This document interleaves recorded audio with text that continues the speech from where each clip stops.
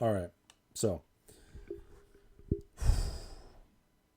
in productivity, there are a few kind of core things, and I'm sure if I really tried, we could identify more, but there's these like main core things that seem to affect everything else. And really they're all kind of the same thing. So we're going to get into that. However, I feel like these three are distinct enough where I wanted to talk about them separately. So, first things first, we're going to talk about entropy. And entropy is a law of physics that is basically like everything naturally returns back to disorder, into chaos, into just like nothingness. So, this is like things break down, things decay. That's the nature of reality. And how this applies to productivity is you can kind of think of entropy as like the rule and like the law that like bad shit will happen. Like no matter what, problems are gonna arise, things are not gonna go your way, and like you can kind of think of it as like these like random like attacks. Like I guess an example would be like artillery. Like it's just kind of going off all the time in a war zone. You know what I mean? It's just Mm-hmm. always going on. And so um, entropy is just going to happen. It's just like law, it's rule. Like you're going to try and build something, you're going to run into so many problems. After you have it up, you're going to like forget about this thing and you're going to miss this and it's just like there's problems happen. They just happen constantly. And in order to stop entropy from screwing you over, we need to borrow an idea from cybersecurity. So, in cybersecurity, there's something called attack surface, which basically is the idea that, um, how do I put this? It's sort of like the surface area that a hacker has to get into a system. So, an example of a small attack surface would be like a single PC, and there's like you don't even know who the PC belongs to, and you're just met with a password when you try to get in, and it has like an encrypted drive. Like that's very small attack surface. Your only attack surface is like the machine itself, and like probably this password field, and like that's it, right? Like there's not much for you to. There's not many different angles for you to try to get in there. However, something like a business with like hundreds of computers and like their own private networks and all these different access points and like people's phones and like all these documents of people where it's like people can like read about you and like figure out things and then like socially engineer you like you have all these points where a hacker can like get in even if it's just like getting into the freaking thermostat and then like doing privilege escalation from there, right? And so the way that entropy works is because it's a law, it affects everything, um, except for the only thing that it does not affect is things that do not exist. It can't affect things that don't exist. And so the way that entropy um, gets you is very similar to like these hackers. It's like the wider your surface area, the more stuff that you have that exists, the more entropy can attack you. The more options it has, the more opportunities it has to get one up on you. And entropy can be like, um, for example, like your washing machine breaking when you're like in the middle of trying to like wash a suit or something. I don't know. Like just like random little things that catch you up and slow you down are like, oh, the freaking dishes need to be washed again, right? Like all these little Mm-hmm. things. Or like the project is failing or like this one person bounced or like just anything, right? Mm-hmm. And so the rule here is like if you don't want entropy to attack you, and this is how you increase speed anyways, because like the larger your attack surface is, the more overhead you have. Where it's like, oh, all of this stuff, you also have to manage it. And that's part of entropy. Is like if you have a ton of stuff and a ton of projects, well, you're going to be splitting your resources between all of them and playing whack-a-mole and like trying to manage all of it. And like the truth is that honestly, no matter how small you get this attack surface, you are literally always going to be playing whack-a-mole. Like that's just fact. Like that's just how it is. So you may as well lower that like whack-a-mole factor as much as possible so that you can be as focused as possible so that you can get as much as possible as fast as possible. Right? Mm-hmm. And so like doing fewer things, which we could talk about decisions real quick. Decisions are one way that you can make your attack surface smaller. Is sort of creating these life rules where it's like, this is what I will do and this is what I will not do, like at all, because it's basically just noise. It's just like another place for entropy to get in. Which another part Mm-hmm. of entropy is this like scatter factor, is like, oh, I got distracted. Like that's part of entropy as well. Like you getting distracted and going and doing something else. Or like you're watching a video and then it makes you think, oh, and then you start spiraling in like a good way where you're like, ooh, I'm like having these ideas. I'm going to like do this. I'm going to do that. Yada, yada, yada. And it's like that you're going completely off track. You know, that's also Mm-hmm. entropy. And so the content that you watch is part of this, part of your attack surface. Um, Mm-hmm. Another example of this attack surface thing is like the movie 300. Like the Spartans had a really, really small attack surface. That's why they were able to last so long against that big Persian army. Mm-hmm. And Right. yeah, and in fact, the whole reason that they like got messed up is because they found another angle to attack them from. And so Right. you want everything, like you want all of the enemies of productivity to basically have as few options as possible to hit you.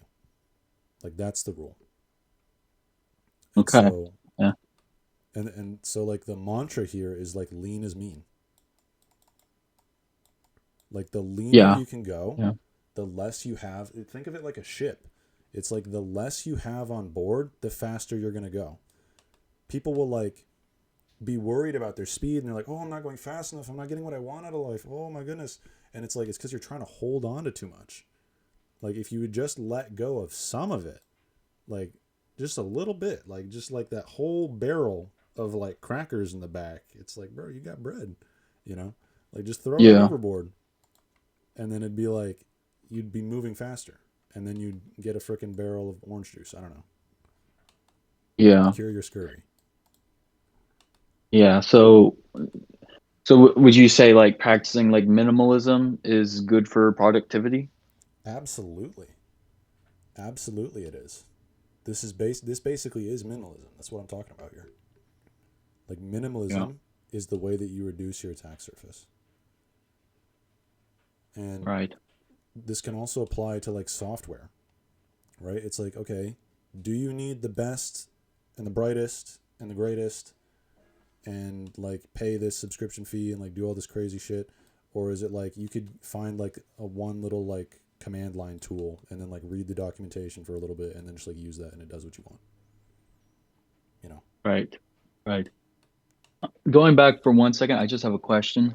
Mm-hmm. When you said like kind of like when you get distracted and you kind of go to one thing and then you like go to another thing. Mm-hmm. Um like you said like that can even happen in a good way, you know, like say you get an idea and then you kind of run with that idea. Like even though that's a distraction, I feel like sometimes like that can also lead to like another good idea Yeah, in some cases, but then even though it's kind of entropy. yeah, but then I'm gonna be honest with you. You know what happens? So what happens is that you get distracted and you start to do another cool idea and then you get distracted, start to do another cool idea, so you get Mm, distracted, do another cool idea, and it's like none of these get enough time to take off. And they yeah. have a word for this. It's called shiny object syndrome. Yeah. Mm-hmm. Yeah, that's describing my some aspect of my work situation. Yeah. Me too, man. This one's kind of a beast. Um, but what really works for it is making decisions, which the word for decision, I wish I brought up this resource. Um, but the Latin for the word basically means like to cut off, like scission, right? Mhm. And so the word literally means like what it originally meant was basically like this concept of like burn all the boats, like pick a path and then literally destroy the option for anything else.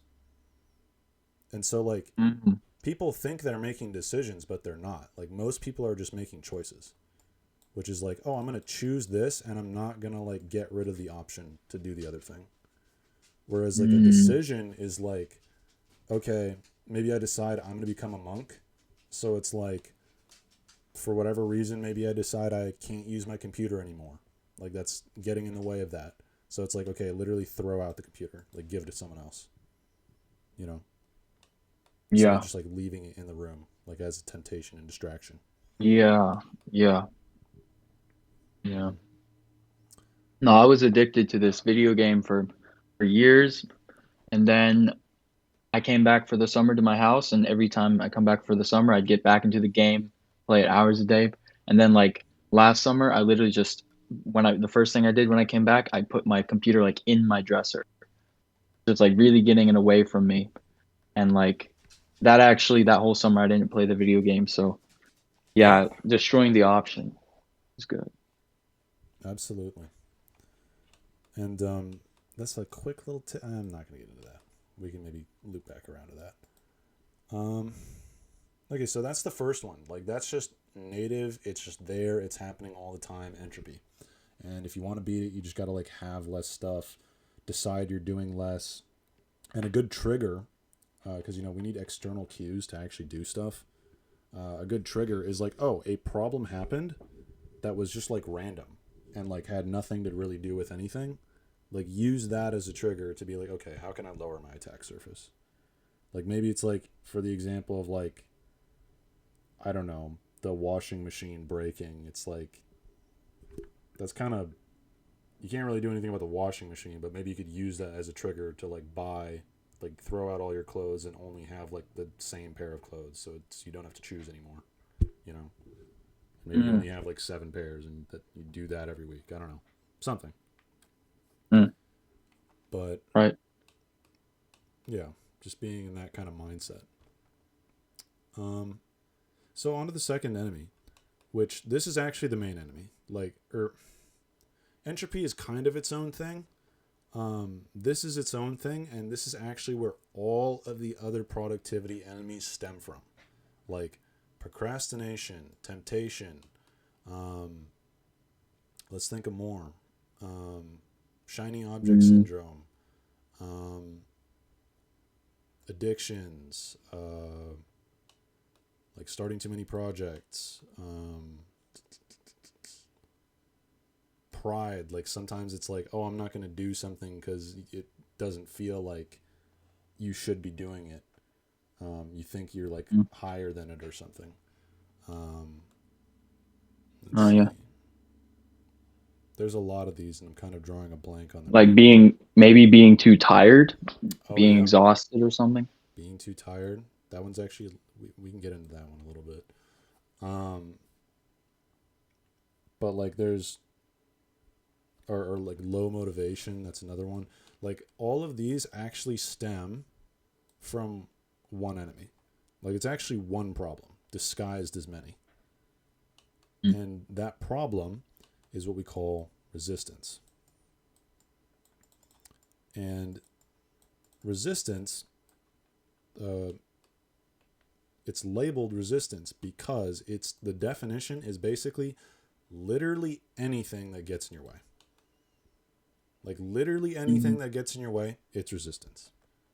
And there is external resistance and there is internal resistance.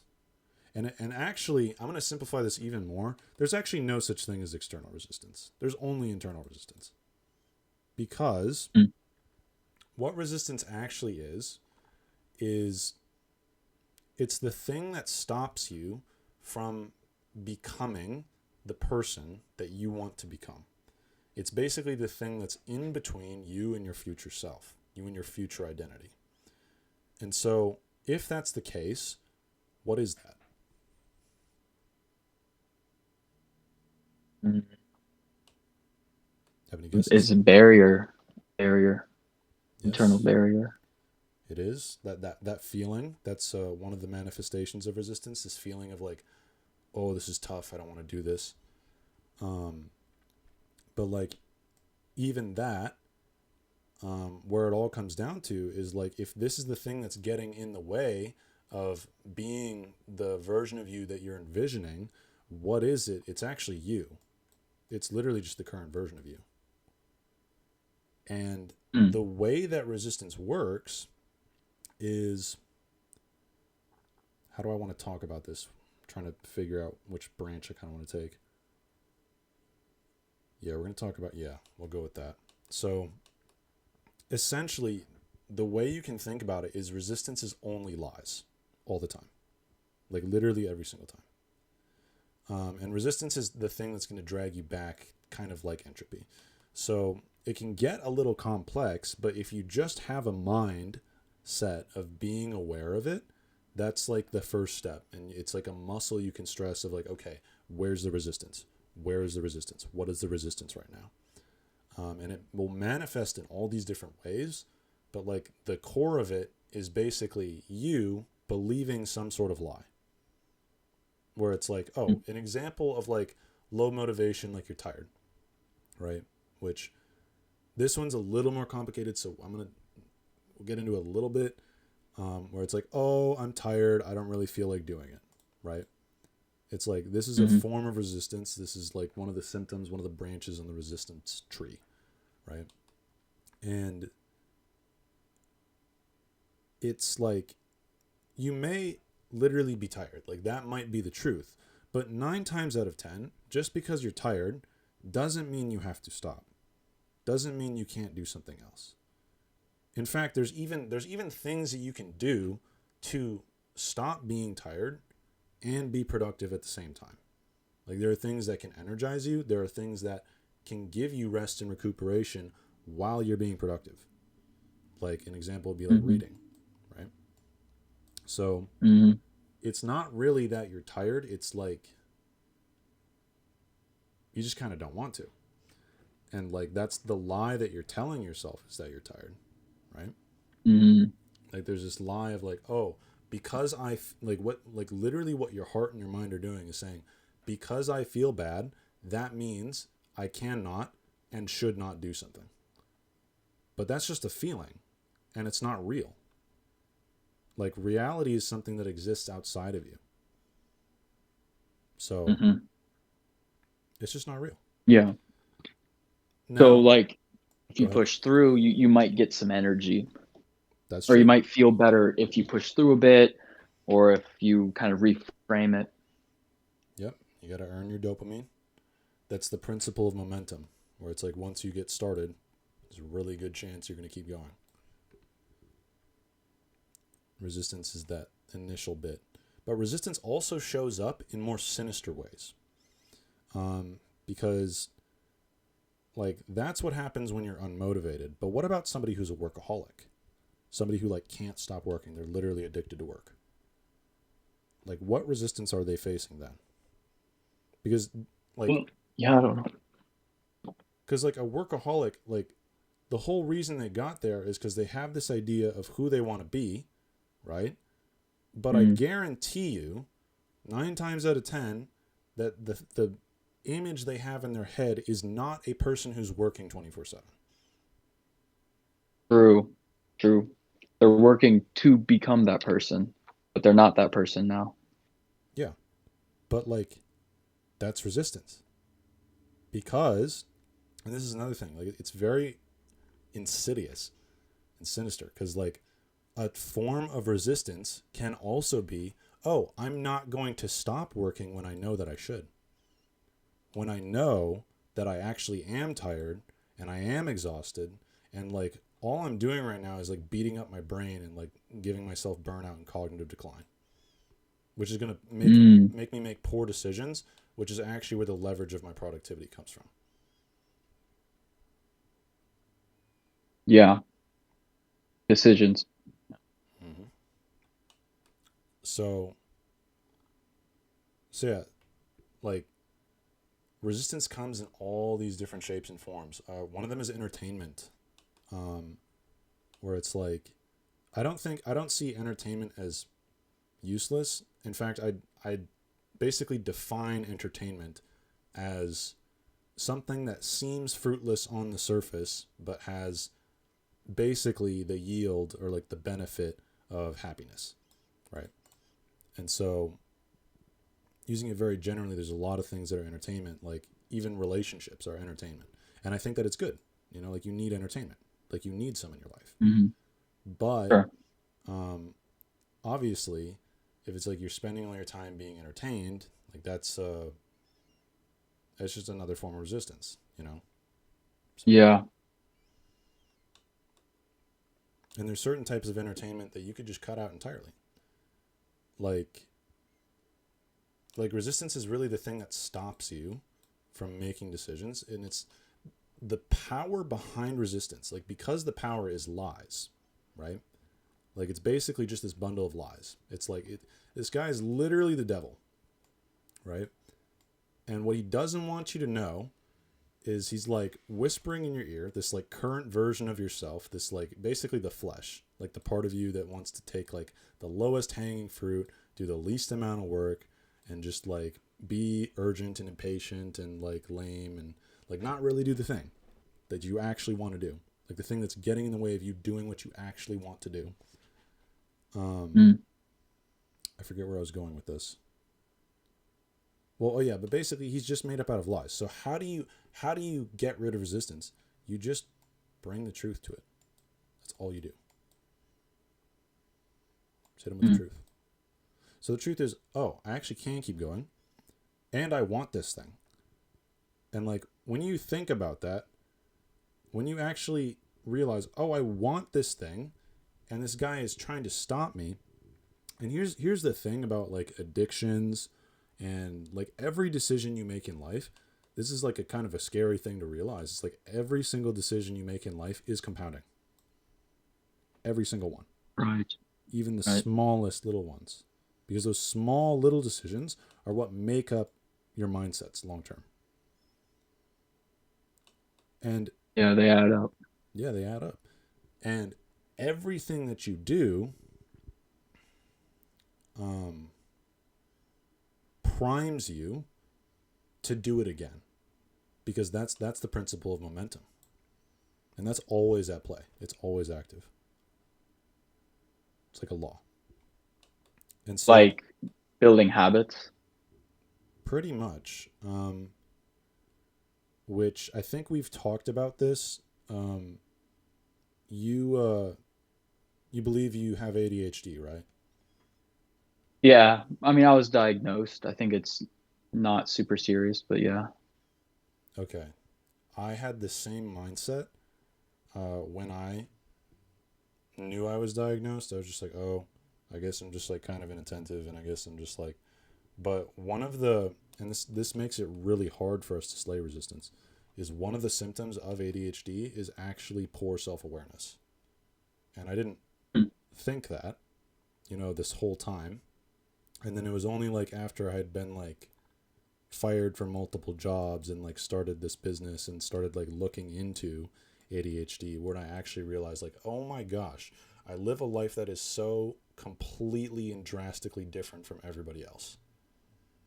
And it's like Hmm. you literally have to do everything differently to get better results.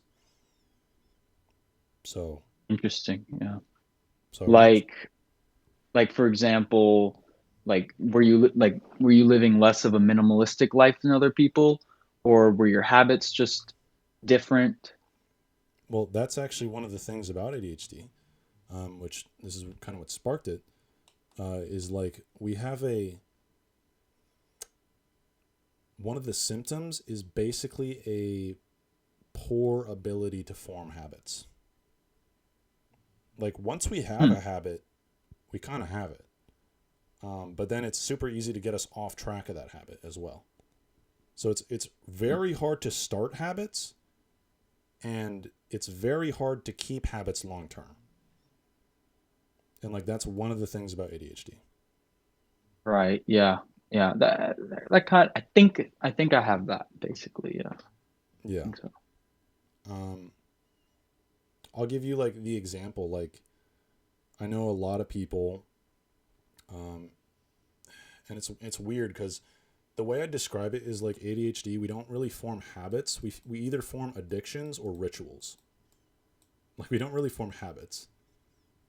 Mm. Um, and so like an example is like I have to like manually like cognitively remind myself like every day, oh, I need to like go brush my teeth. Like I don't have a habit of just like waking up and doing it. Like Mm. I've tried to do that so many times and it just doesn't really work. So Yeah, I have the same thing with brushing teeth. Yeah, I have to really consciously remember every time. Yeah, yeah, mostly for the most part. yeah. And I'm like grateful that my mind reminds me enough that I haven't actually had to use an external cue yet. That's one thing to know about your ADHD is it basically makes you more sensitive to external cues. So this is why making decisions is really important. Like cutting out the things that are going to distract you and tempt you, and like adding things into your environment that remind you of who you are and what you're doing. Very important. Um, Mm. but Yeah. so yeah, but what I have been able to do is I have this ritual of, oh, when I remember I need to brush my teeth and like take a shower and stuff, it's like, oh, I just have to like kind of figure out the exit point for what I'm doing and then like stop what I'm doing and then I need to go do it immediately. And then I have the ritual of like, okay, take a shower and then like when you get out, like shave and brush your teeth. And it's like that's a ritual. Like that's an SOP. It's just like kind of ingrained in my mind. Once I start it I will go through the whole process like effortlessly. Mm. But like starting it takes the like manual shift, you know. Yeah. Yeah. Mm-hmm. Yeah. Yeah. I think that's kind of yeah, I think I've had the similar experience of like it's kind of like sequences of sort of yeah, like rituals, rather than just habits on their own. Yeah. Yeah, Um, interesting. yeah.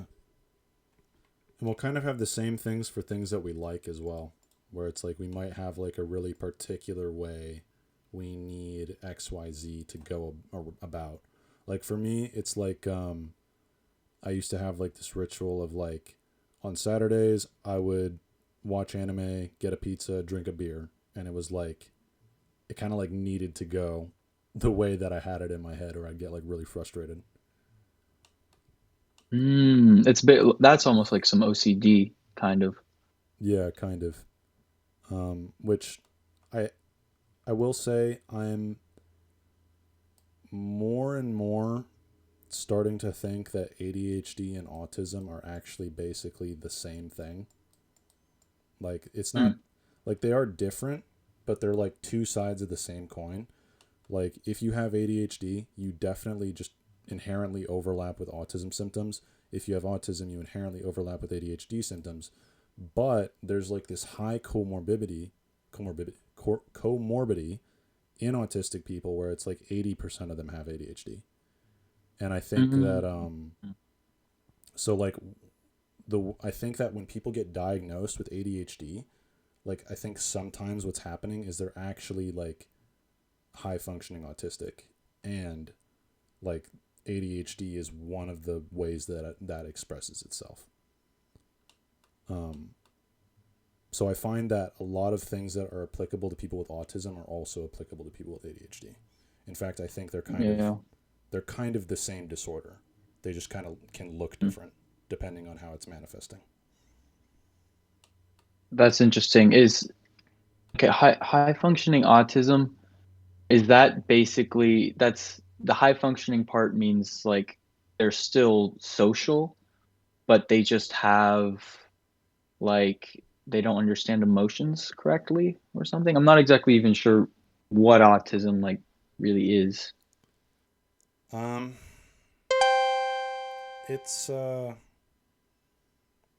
it's kind of, how do I put this?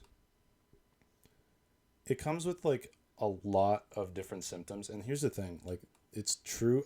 It's true about ADHD and autism. Is like I can say all the symptoms, but somebody who has ADHD or autism, they're gonna have the symptoms in different weights. Like there are some people with ADHD who have like one executive function out of all of them that is just like cracked, where it's like their ability to organize is on freaking point, right? Mm. Um, and like that's just how it is. Like we have different weights of these symptoms. Um, Yeah, okay. and so, but like some of the symptoms are like you don't like eye contact, which can actually be like a very minor thing, and a lot of people can like just miss it and think it's like social anxiety, but it's like it's Uh-huh. that being overstimulated, which being understimulated is an ADHD thing. Um, it's also an autistic thing, but less autistic. But being overstimulated and like hypersensitive to certain like textures, certain sounds, like loud bangs, you don't like them. Lights feel like loud to you. You know, Mm. you prefer if you could like wear sunglasses inside. You know, if it was like Mm. socially acceptable. Um, Right, yeah. and Interesting.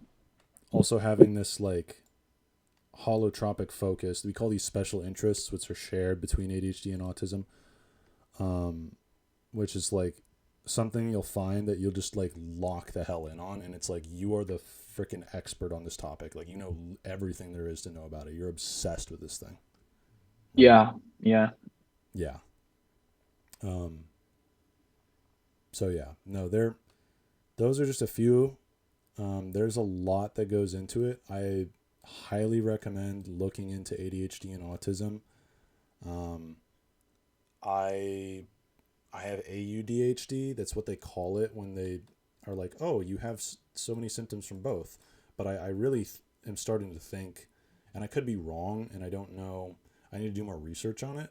But like, I really do think it's sort of a thing where it's like, just like a specific set of genes goes wrong, and then that can either kind of manifest more as ADHD or more as autism, but they're basically both the same. You know what I mean? Hmm. Or you could Mm. have like more of both. And then there's like a functioning level to that as well, where it's like high functioning is like you seem really normal, and maybe it could just be that you like mask really well, you know. Mm. So Right. Yeah. Interesting. Yeah, yeah, it makes sense that they have a lot of overlap.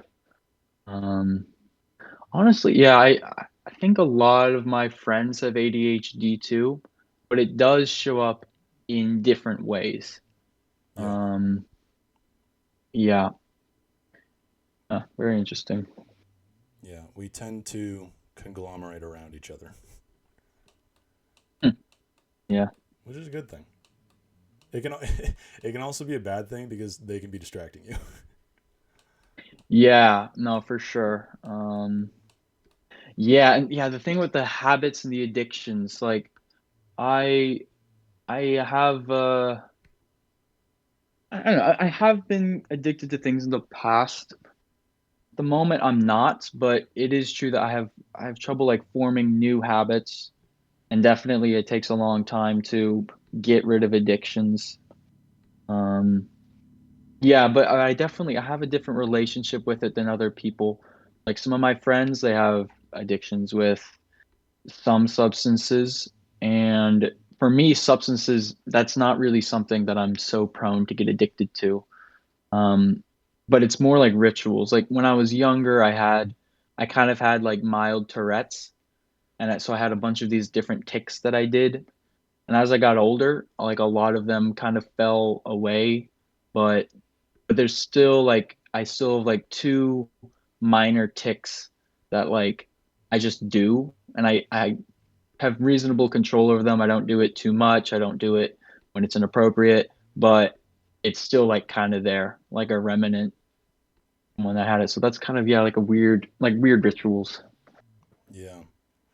It's funny you say that because that is, I'm the same way. I used to have tics when I was younger. Um, and I had OCD while I was younger as well, which I'm also kind of starting to think that OCD might be like a thing that mainly plagues neurotypical people, or not neurotypical, neurodivergent people. Mm. Um, where it's like autism is, it comes with that like desire for rituals, and once that gets out of hand, I think it kind of turns into OCD. Um, Mm. but Right. it's but yeah, no, like tics is another symptom of autism, and I don't know any people with ADHD who have told me that they have had tics in the past, but I definitely know people who have ADHD and autism who do. So I used to think that like having autism meant that you were um like I used to think it was like you could see it on people very clearly. But like now I know it's like you can actually live your whole life and not even know you're autistic. And it's just like there's like these little things that you like overlook. Um and so yeah, Mm-hmm. finding out what ADHD is and what autism are, and the fact that like I have them, and that actually means that like my internal world is like very different from everybody else. When you start to learn about that stuff, it creates a lot of clarity, and it really does change the trajectory of your life. Where it's like, oh, I can get so much more out of life now because I like understand these problems that I have that other people aren't having. You know what I mean? Mm. Mm-hmm. And then you can also learn how to Mm-hmm. leverage some of it, which that's powerful as well. Leverage. Like, do you have an example of how you would leverage, how you've leveraged something? Yes. So one example is the special interest, where it's like, oh, Right. just like if you're gonna have this like obsessive personality, then maybe you should just like make your life kind of revolve around it and make it so it's like, oh, this is generating me a source of income and stuff, you know? Mm. Mm. Sure. Sure. Yeah. What Another, is if you don't mind sharing, like, would you like to share one of your interests yes. that you've got good Um, at? I'm still kind of a noob, but tech. I love tech. Hmm. I love tech. I love business, and I love productivity. Cool. Yeah. Very cool. Um, but yeah, we kind of we got off track.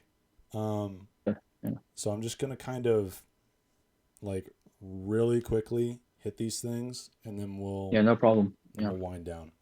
So resistance basically is just lies, and so the way that you slay it is by bringing it to the truth. In order to bring the truth to it, all you actually have to do is become aware of it. Like that's the bottleneck. You can't bring the truth to it if you're not aware of it. And in fact, the truth will just come when you become aware of it, when you just acknowledge it.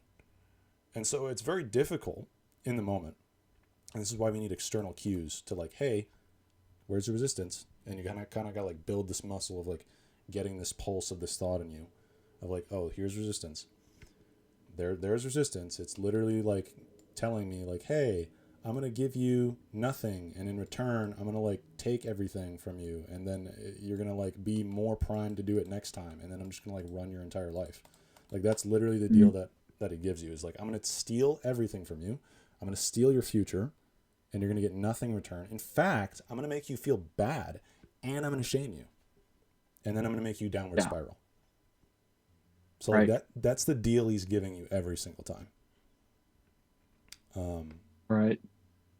so there's Not that. really worth it. It's not worth it. And like once you realize that, it's like, oh my gosh, like I'm literally being robbed. And it's like, are you just gonna like, and he can't do anything either, right? So it's like your options are like get what you want for like a very slight amount of discomfort. The analogy I like to use is like the same amount of discomfort as like basically waiting in line for a snow cone. You know what I mean? It's like, Mm, oh, you just like sit there and you become aware for like 5 seconds and then it just dies. Like literally mm. that's how you slay resistance. Like, oh, wait a minute, that doesn't make any sense. And then you just kind of dwell on it. And then your brain's like, oh yeah, that doesn't make any sense. So what the hell am I doing? You know? Right. Um, so just like becoming aware of it. Or Yeah. the other alternative is like it basically like makes you downward spiral. It's like those are the options you have. Either have the upward spiral or Mm. the downward spiral. Which one do you want? Yeah. Upward, of course. Mm-hmm. So like the thing that gives resistance power is cognitive dissonance and like unawareness. So it's like you just need Mm. to up your awareness skill. Like ask more questions, maybe have a mindfulness practice, have some sort of external trigger where it's like, oh, I should be mindful. You know, like how do I feel? Yeah. Yeah. Um, Yeah. One thing that I know that like in my experience of like trying to of like kind of conversing with that kind of devil thing that of like the temptation basically like another thing that really just helped me kind of navigate it was minimizing that like what you said like the guilt kind of or like kind of like what because what perpetuates the downward spiral is like feeling bad about something. mhm. um yeah, one thing that like kind of helped me get over it was trying not even to feel bad like if I did do it the one time, because I noticed when I feel bad that puts me in like a worse mental state to where I'm more like prone to it happening again. Yeah. No, dude, absolutely. Um, yeah, no, bars. So that's resistance. I feel like you got that. The last one, which is also like kind of a part of resistance, really quick, is just urgency. Like, actually, you can do literally everything you want to do, and you can be as productive as you want, but it's dependent entirely on the time scale. Where it's like, oh, if and the thing about urgency is it also leads to this like downward spiraling because it's stressful when you want something Mm, bad and you don't get it on the time schedule that you want. So it's like this is a thing that causes downward spiraling and it causes mistakes and it causes sloppy work and it causes you to not enjoy the process and not enjoy life. And like all these things like they compound. Like urgency breeds and until you become this person who's like addled and is like, oh my gosh, I have to do all these things before 6. And it's like, no, you don't. Because it's like yeah. so many things in life. It's like, what happens if you don't do it? Basically nothing. Yeah. Like there's very few Um, times a deadline is actually a deadline. right. Yeah. Um, I mean, it's not like you can just like never do anything, Oh yeah, no, of but course. That's resistance. missing one thing, yeah, missing one thing probably isn't at the end of the world. Literally. So yeah, no. All right. And how Cool. you slay urgency, like I'm gonna bring it a little esoteric, is like you basically just have to have faith that things are gonna work out. Like that's how you stop being urgent. That's how you have patience. Is like you gotta quiet the worry muscle by recognizing that oh, it has literally always worked out and like God is not going to like let me get to such a place where it's so bad where I die. Cuz that's actually the fear of urgency is like, oh, if I don't do XYZ before noon, I'm going to die. Like that's what you like that's the subtext that's going on in your mind, right? Or I'm going to That's how it feel feels. yeah, or I'm going to be super ashamed and you want to avoid the shame. And it's like you are the one who's in control of the frame. But if you're unaware, then resistance is just in control of the frame, right? Yeah. So basically just having faith that like God has kept you alive this long and he's not going to stop keeping you alive, especially if you're seeking him. Like this is how it works. Mm, cool. Oh yeah. Yeah. Yeah. I'm not especially religious, but I have come to the point where like I basically I'm kind of religious in that sense without being part of like a church or something.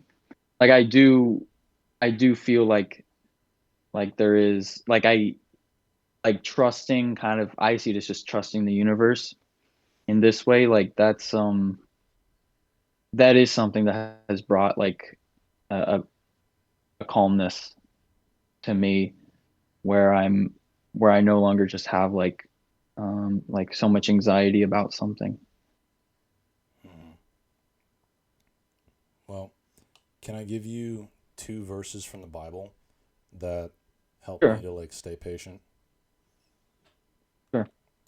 And I'll kind of give you a little bit of some stuff that's happened to me as well that lets me know that this is like truth. So, Matthew 10, 29, 31, NIV. Are not two sparrows sold for a penny? Yet not one of them will fall to the ground outside your Father's care. And even the very hairs of your head are all numbered. So don't be afraid. You are worth more than many sparrows. And so he's saying God cares about us, humans, so much more than we even care about ourselves. So, like, why are we worrying? Right? And Mm, then Luke 12, 22 through 32. Then Jesus said to his disciples, "Therefore I tell you, do not worry about your life, what you will eat, or about your body, what you will wear. For life is more than food, and the body more than clothes. Consider the ravens; they do not sow or reap; they don't work. They have no storeroom or barn; they have nowhere to store anything, and yet God feeds them. And how much more valuable you are than birds? Who of you, by worrying, can add a single hour to his life? Since you cannot do this very little thing, why do you worry about the rest?" And it's funny because worry takes time off of your life. "Consider how the wild flowers grow. They do not labor or spin. Yet I tell you, not even Solomon in all his splendor has dressed like one of these. If that is how God clothes the grass of the field, which is here today and tomorrow is thrown into the fire, how much more will he clothe you, you of little faith? And do not set your heart on what you will eat or drink. Do not worry about it. For the pagan world runs after all such things, and your Father knows that you need them. But seek his kingdom, and these things will be given to you as well. Do not be afraid, little flock, for your Father has been pleased to give you the kingdom." And what is the kingdom? The kingdom is, and it's funny because it relates to resistance. Jesus says he's the truth, and and he's the king. And so the kingdom is the truth on earth. And Jesus says that Satan is the God or king of this world. Uh, I forget which book that's in, but he says that. And then, like, that's what this is. Like, the thing that's causing all of your problems is the lies that you believe and the lies that are, mm, like, living in your flesh and constantly harassing you. And so yeah, it's like the kingdom is basically just the truth overtaking that. yeah, Yeah. yeah. So, And the lies are the things that are causing resistance yeah. um to you doing the things that you actually want to do. Yeah. And like notice what's actually happening there. It's like really the reason you don't do things that you want to do is because you have faith that anything can stop you. When really nothing can stop you if you have faith. Right. It's like, "Oh, a bad thing happened. So what? You just keep trying. You'll get there." It's like God knows. He sees it. He put it there on purpose. Nice. Yeah. But I know that I know this to be true because there was a week in my life where I was completely broke, had no money, and had no food in the house. It was like everything went wrong that could possibly go wrong all at once, and I just had no food and I had no money. And I was also like on the verge of being homeless, and I'm like, "Oh my gosh, I'm cooked." And then like that entire week, people would randomly show up and like give me food. And like I'd be at my job and people would be like, "Hey, I don't want this. Go ahead, eat it." You know, or like people would show up to my door and be like, "Hey, I just have this extra pizza. Do you want it?" You know? And like the Wow. entire week I ate every single day and like I never asked anybody for anything. And this has happened multiple times because recently I lost a lot of my income not too long ago. And like immediately after, my roommate who like just started working at KFC started bringing home a ton of KFC every day. And it's like all of a sudden I had more food now that I couldn't buy my own food. Like it made no sense. Wow. And then another time something like this happened was I was 3 days away from being homeless. And then like I was literally about to get kicked out of the house, didn't have any income. And then somebody called me and was like, "Hey, do you want some work?" And I was like, "Yes, I want some work." And they're like, "Oh." And I like told them about my situation. And they're like, "Oh, dude, well just come live with me." Like 3 days away from being kicked out on the streets, you know? Wow. So it's like I'm Wow. absolutely convinced that this is just real. Like worrying is just a waste of time. Period. Like if you trust God, you are literally just going to be okay. And so those situations, like, I mean, I'm sure like on maybe you were worrying a little bit, but was it like, did you feel like you felt some kind of faith Well, before those things happened? honestly, no, no. And it was funny because after this one happened, which like this happened after these two things, so it's like I should have known by now, but I'd still get into like the scarcity mindset. Um, is like immediately after I felt like this like random urge, uh, not random, but like this compulsion to like, oh, go open the Bible. And like the same day that he like brought home all that stuff for the first time, I like opened up the Bible, and like the verse that jumped out at me was Jesus like feeding the 2,000 and then feeding the 5,000. And like right at the end, he was like, and then they were on the boat and they were like worrying about food again. And Jesus was like, "Did I not literally like last week feed 2,000 people with like these 3 loaves of bread?" And then like immediately after that, like a week after, like feed another 5,000 people. And then you guys are sitting here arguing. Actually, I don't even think it was about food. I think it was about money that they were arguing about on the boat. And he's like, "And you guys are over here arguing about having enough money." And that's another thing that's happened to me as well. Just like money, just like suddenly appearing to pay bills, like once I had none, you know? Um, Mm.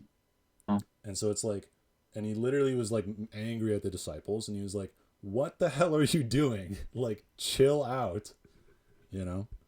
yeah, yeah, yeah. People take time to believe, to have faith. I guess it takes multiple times for people to realize that. It does. It does. But once you realize it, it's, this is me giving you the 5-star review. Like, just have faith. Yeah, So, yeah. No, it's a beautiful story. yeah, no, I'm very grateful. But, all right, man. Cool. Um, are you okay with this being put up on YouTube? Yeah, yeah, absolutely. I don't think yeah, everything was pretty nice. Okie doke. All right. Well,